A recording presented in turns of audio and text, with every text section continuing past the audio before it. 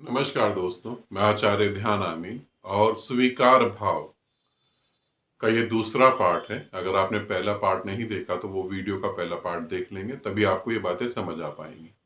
अब यहाँ पे एक अंतिम प्रश्न पूछा है कि क्या हम जो है अपने बच्चों की जब शादी करते हैं तो हम शादी करते वक्त क्या हमें जन्म कुंडली मिलानी चाहिए या नहीं मिलानी चाहिए, और जन्म कुंडली मिला लेना कितना ठीक है और कितना गलत है। पहले तो हम ये समझें कि जन्म कुंडली क्या है। ठीक है, पहले तो ये हम समझें जन्म कुंडली क्या है। जन्म कुंडली एक गणना करी गई है गणित के हिसाब से कि इस समय अगर जन्म होता है तो इस समय जन्म होने के कारण से आपके ऊपर इन ग्रहों, इन नक्षत्रों का ये रिजल्ट मिलेगा। ठीक है, अब जन्म कब होता है? जब हम प्रेम संबंध में होते हैं और उसके कुछ समय बाद कोई आत्मा, कोई सूक्ष्म शरीर जब हमारी मां के गर्भ में आ जाता है तो क्या वो जन्म होता है? देखा जाए तो वो जन्म हो ही चुका। मां धरती से जो ग्रहण कर रही है वही बच्चा ग्रहण कर रहा, उसी ग्रहणता से, उसी खाने से उसका शरीर निर्मित हो रहा है, उसी में वो आत्मा घूम रही। जन्म तो हो चुका। क्या जब जन्म होता है कि जब बच्चा जो है मां के गर्भ से निकल के बाहर अपने आप सांस लेता है तब जन्म होता है? क्या जब जन्म होता है कि जब बच्चा इस पृथ्वी पर अपने पांव को रख के पांव से छूता है पृथ्वी को और खुद स्वयं अन्न को ग्रहण करना चालू करता है तब जन्म होता है? थोड़ा सोचें। और क्या जन्म कुंडली इतनी महत्वपूर्ण होती है? अगर जन्म कुंडली महत्वपूर्ण होती है और उसमें मृत्यु योग भी होता है तो हिरोशिमा नागासाकी जापान में जब वो बम गिरा तो क्या सबकी जन्म कुंडली एक जैसी थी? क्या अभी कोरोना वायरस जैसे फैला पृथ्वी पे तो सभी लोगों की जन्म कुंडली एक ही जैसी थी? सभी ने क्या एक ही समय में जन्म लिया था? इसको आप अपनी समझ से समझें। ठीक, अब आती है बात विवाह की, शादी की। शादी क्या है इसे भी समझें। शादी का अर्थ वो होता है कि मैं अकेले अपनी जिंदगी में बोर हो रहा हूं, मैं अकेले अपनी जिंदगी में उदास हो गया हूं, अब मुझे कोई एक साथी चाहिए जिससे कि मैं अपने आगे आने वाले जीवन को खुशियों के साथ जी सकूं। अब मुझे जो है, ये तो खैर मैं अब कह रहा हूं मगर मुझे लगता नहीं कि इस बात की जरूरत है कि मुझे अपने वंश को आगे बढ़ाना है। ये सोच बड़ी खतरनाक है। पहले कभी ये सोच बड़ी सही थी कि मुझे अपने वंश और अपनी जाति को आगे बढ़ाना है, नहीं तो दूसरी जाति जो है हमला करके हमारी जाति को मिटा सकती है। मगर वंश बढ़ाने के चक्कर में हमारे भारत की क्या स्थिति हो गई है वो आप सब लोग जानते ही होंगे। वंश बढ़ते ही चला गया और रुकने का नाम ही नहीं ले रहा। अब वंश की जरूरत नहीं है फिर भी वो रुकने का नाम नहीं ले रहा, वो बढ़ते ही चला जा रहा है।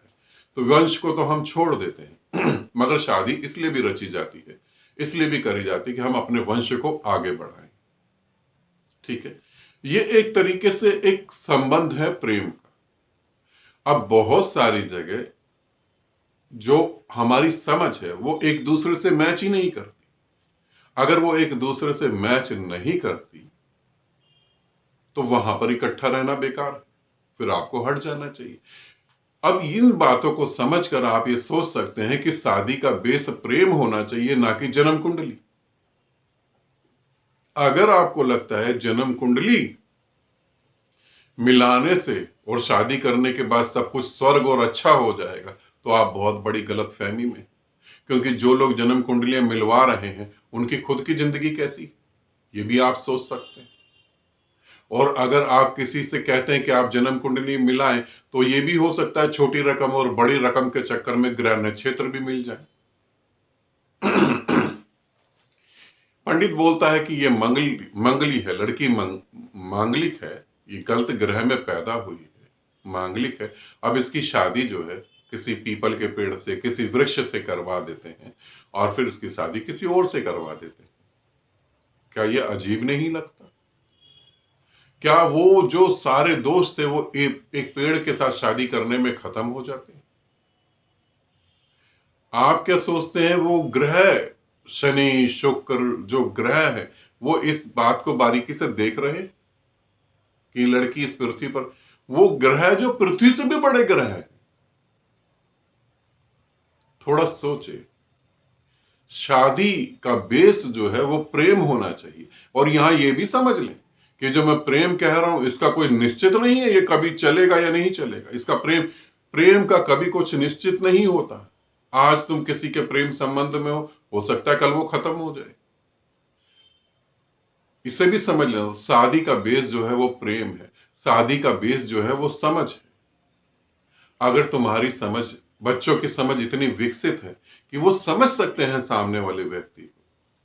अगर हम अपनी लड़की की शादी करने जा रहे हैं और हमारी लड़की ये बात को समझती है कि मेल की समझ अलग होती है, फीमेल की समझ अलग होती है, दोनों की समझ को मैं एक नहीं करना। अगर आप गाड़ी चला रहे हैं तो गाड़ी के 4 पहिए हैं, वो दूरी पे खड़े हुए हैं। अब उन 4 पहियों को तुम सोचो कि यूं मिला दूं और गाड़ी चलाऊं तो एक्सीडेंट, गाड़ी चलेगी नहीं, वो गिर ही जाएगी गाड़ी। पहियों का दूर होना जरूरी है।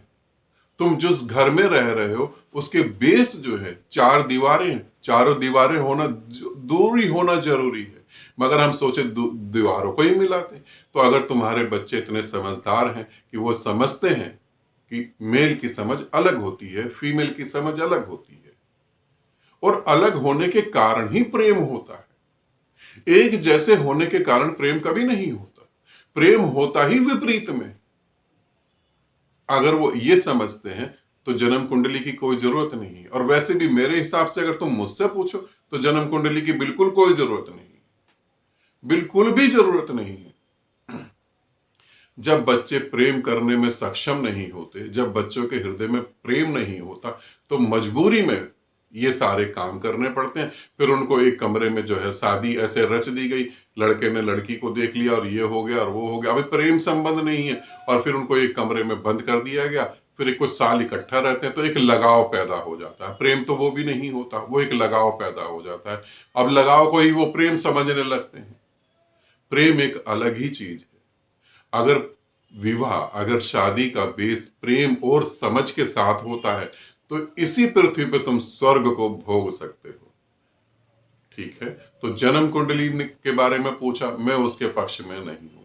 हाँ, आपकी समझ कहती है नहीं जन्म कुंडली जरूरी है तो आप कर सकते हैं, मगर मेरे लिए जन्म कुंडली बिल्कुल जरूरी नहीं है।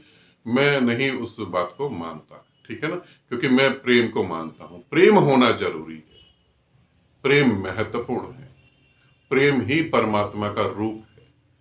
और जिस जिस संबंध में वो परमात्मा ही नहीं उतर पाया हो, वो संबंध निश्चित नरक की तरफ ले जाते हैं।